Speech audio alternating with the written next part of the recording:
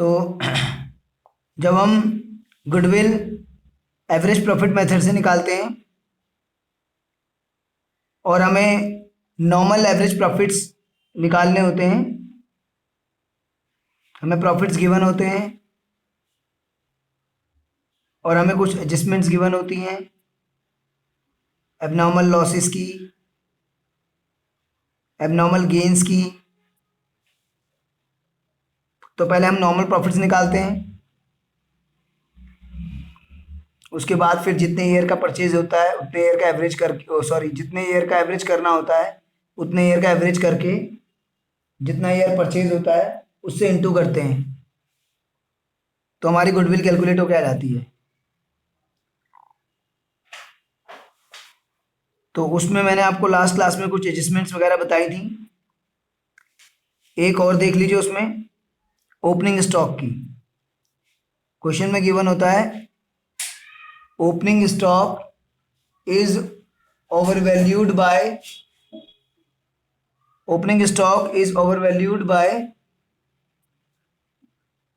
10,000। जैसे ऐसे गिवन होगा opening stock is overvalued by 10,000 किसी भी एक ईयर का।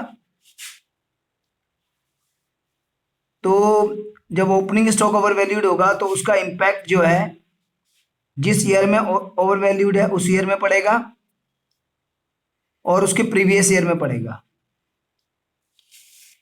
For example opening stock of 2019 overvalued by ₹10,000। 2019 का ओपनिंग स्टॉक जो है ओवरवैल्यूड है 10,000। तो 2019 का ओपनिंग स्टॉक अगर 10,000 ओवरवैल्यूड है तो अब हमें क्या करना है, 2019 प्रॉफिट्स, ओपनिंग स्टॉक ओवरवैल्यूड होने से डेबिट साइड एक्स्ट्रा हो जाएगी और ग्रॉस प्रॉफिट कम आएगा तो नेट प्रॉफिट भी कम आएगा। तो करेक्ट करने के लिए हम लोग प्लस कर देंगे 10,000 2019 के प्रॉफिट में। ओपनिंग स्टॉक ओवरवैल्यूड है तो ओपनिंग स्टॉक ओवरवैल्यूड होने से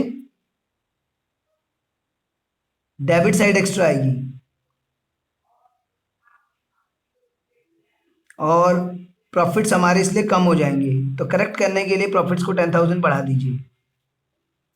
और जो इस ईयर का ओपनिंग स्टॉक है वो प्रीवियस ईयर 2018 का क्लोजिंग स्टॉक था, तो इस ईयर का ओपनिंग स्टॉक ओवरवैल्यूड है यानी पिछले साल का क्लोजिंग स्टॉक ओवरवैल्यूड था। तो पिछले साल का क्लोजिंग स्टॉक ओवरवैल्यूड था, तो पिछले साल का जब क्लोजिंग स्टॉक ओवरवैल्यूड होगा तो पिछले साल की क्रेडिट साइड ज़्यादा होगी जिससे नेट प्रॉफिट ज़्यादा होगा। तो करेक्ट करने के लिए जो है माइनस कर दीजिए आप।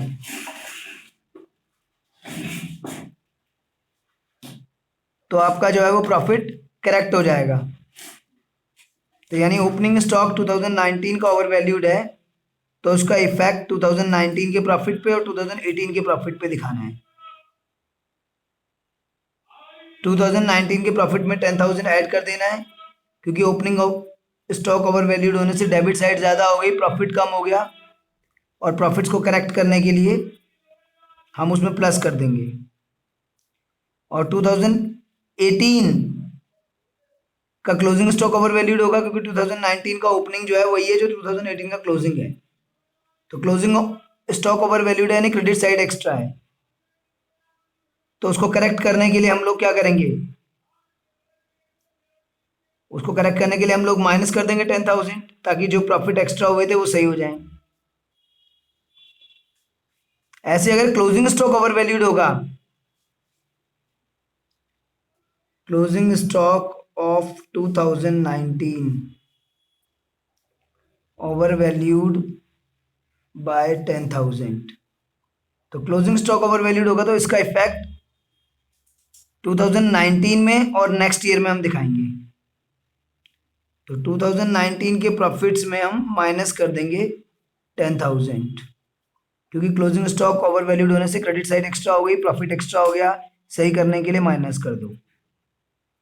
और जो इस ईयर का क्लोजिंग है वो नेक्स्ट ईयर का ओपनिंग है, यानी कि 2020 का जो ओपनिंग स्टॉक है वो ज़्यादा हो जाएगा, तो 2020 की डेबिट साइड आपकी एक्स्ट्रा हो जाएगी, प्रॉफिट कम हो जाएगा, करेक्ट करने के लिए प्लस कर दीजिए। इन शॉर्ट, जब ओपनिंग स्टॉक ओवर वैल्यूड होगा तो जिस ईयर में ओवर वैल्यूड होगा उस ईयर में प्लस कर देंगे और उससे प्रीवियस ईयर में माइनस कर देंगे, और जब क्लोजिंग स्टॉक ओवर वैल्यूड होगा तो जिस ईयर में ओवर वैल्यूड होगा उस ईयर में माइनस कर देंगे और उसके नेक्स्ट ईयर में प्लस कर देंगे। और एक और पॉइंट है इस टाइप का, देखिए,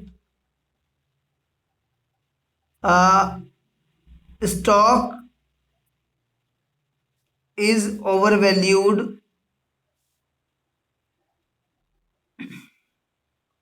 by 30,000 on average basis। Average basis पे जो है स्टॉक ओवर वैल्यूड है 30,000,